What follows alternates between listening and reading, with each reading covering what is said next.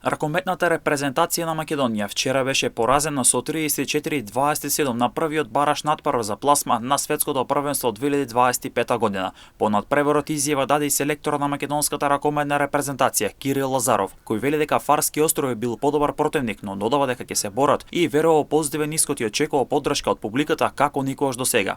Фарски острови беше подобар противник на вчерашниот надпрв и заслужено победи. Ни направија многу проблеми во нашиот напад, каде бевме приморени да играме 7-6 доста време, а не сакавме да играме на тој начин. Нивниот напад беше технички скоро перфектен, иако бевме спремни за нивниот систем на напаѓање. Сепак истите работи поминуваа. Нема да губиме надеж и ќе веруваме до крај. Имаме неколку дена да се консолидираме и да пробаме да ја анулираме негативата од 7 гола.